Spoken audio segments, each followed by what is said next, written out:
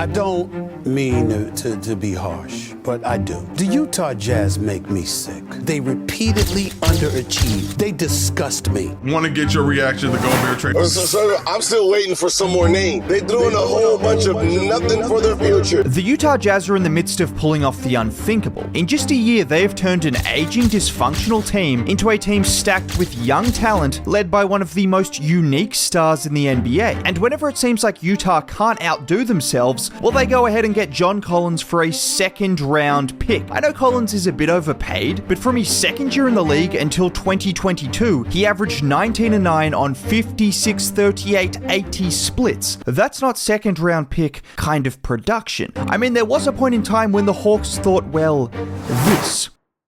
The Jazz then followed this trade up by drafting Taylor Hendricks and Keontae George, who, by the way, already looks like the steal of the draft, putting up 22 and 6 a game in Summer League, whilst also knocking down shots like this. George, heat check, he's hotter than fish grease. But before we go any further, can we just think about how many highlights Utah are going to have around the rim on both sides of the ball? Because, well, Collins and Lauri can do things like this. Lobs, Collins with one hand on top of Embiid. Back out to market. The booster. And then there's Walker Kessler, who does things like this. And this is where I want to start.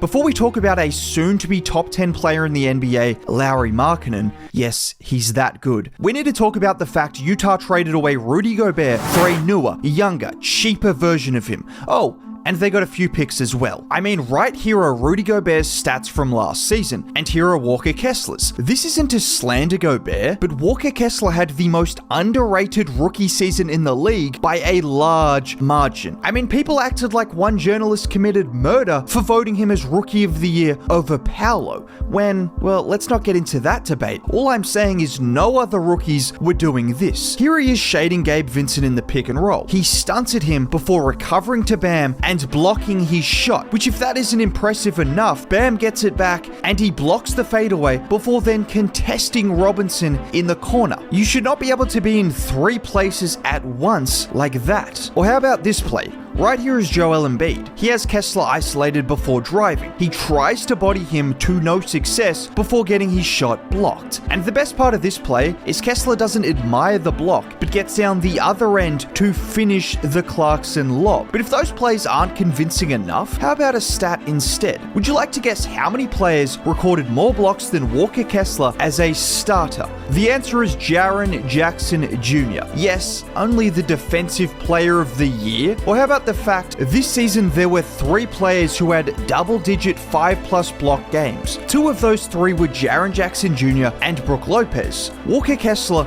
was the third one. As a rookie, his shot blocking numbers were only matched or exceeded by literal DPOY candidates. Now, the Jazz have way too much talent to only focus on Walker Kessler, but I know you guys are wondering.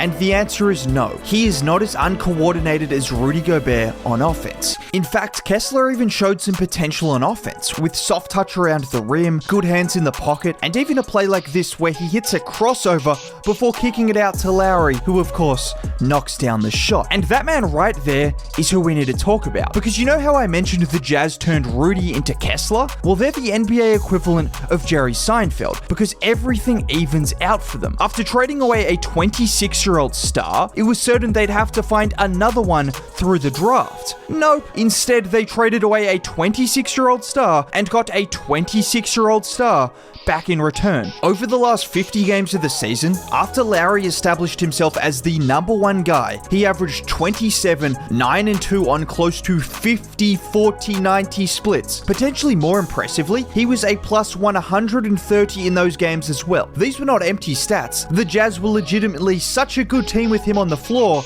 that, well, they kind of had to shut him down for the rest of the season. Take this play, for example, where Lauri gets the ball at the 3-point line. He drives into the defender before spinning away from contact, and he just throws it down. Yeah, as you can see, he didn't even need to create a ton of separation, but he was simply too big and too strong for that defender. And this right here has been the real game changer for Lauri. He's turned into an absolute monster attacking the rim. This season, he went from averaging 3.3 attempts at the rim a game to 5.7, all the whilst improving his percentage as well. But forget about the entirety of the season. If you want any indication of how unstoppable he is, Take this game for example. On January the 7th of this year, he matched up against a familiar foe. He proceeded to absolutely dominate them in the paint. Watch here as he gets the handoff, blows straight past Patrick Williams, and well, yeah. Or how about in transition where he picks the ball up and I can count 1, 2, 3 Bulls defenders in his vicinity, but all 3 of them make a business decision as he throws it down. And we're only 7 minutes into the game when he also does this. Clarkson sets a screen for him to get the ball beyond the arc, because yeah, he's a fantastic shooter. The Bulls rush him off the line, he spins off to Sumu like he's not there before throwing it down on Vucevic. And that wasn't the only time he threw it down on Vucevic. Markkanen drives paint.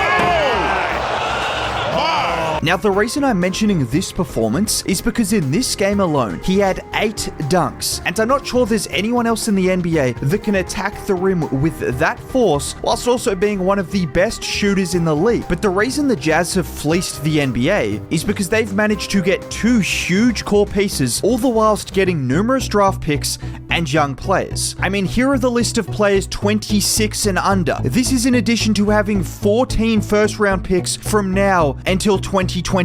14. And that's not including the 2 players they've selected in back-to-back drafts. I already mentioned the 2 7-footers. Well, you can't win in this league without guard play. And Danny Ainge knows that because Ochai Agbaji and Keontae George are looking like they could be exactly who you want around Lauri and Kessler. Don't be deceived by the 7 points a game from Ochai. After he started getting consistent minutes from 2023 onwards, he averaged 10 points a game on pretty good efficiency, which included much more than just spot-up threes. Watch here as Jones sets the screen. Ochai gets Reeves on his shoulder and just gets downhill. But that's just something light. How about here where Ochai initially curls to the corner for a 3? That gets closed down, so he takes Thor off the dribble before stopping on a dime and selling him some serious candy. And this is what makes Ochai so intriguing. He has the size to bully smaller defenders, like we saw against Reeves, but you mix that in with shooting ability and also the ability to take bigger defenders off the dribble. I haven't even mentioned the fact he can also play defense. Like here, where on this play Ochai and Dunn get a little mixed up, but Ochai is able to turn around and off one step, he blocks Trey Lyles at the rim. Trey Lyles is a 6'9" power forward, by the way. A 6'5" shooting guard should not be able to make a play like that. He's also capable of making plays like this, where Tyler Hero tries everything possible to create separation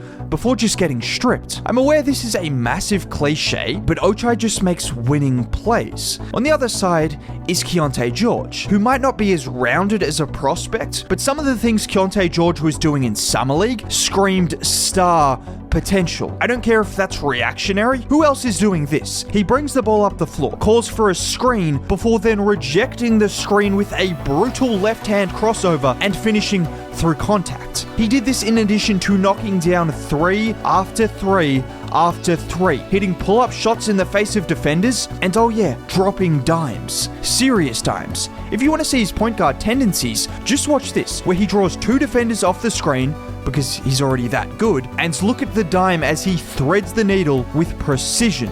The best version of Keontae George is the perfect modern-day point guard, an explosive guard with size, shooting ability, playmaking ability, and also a willingness to make cuts. I mean, he was even catching lobs out in Summer League, in case the Jazz needed any more guys that could do that. I haven't even mentioned their highest overall pick since 2014, Taylor Hendricks. And you're not going to believe me, but he's a versatile, athletic player who can knock down shots. Take a shot if you've heard me say that already. The Jazz don't just have an elite collection of talent, but they have elite talent that is also awfully complementary.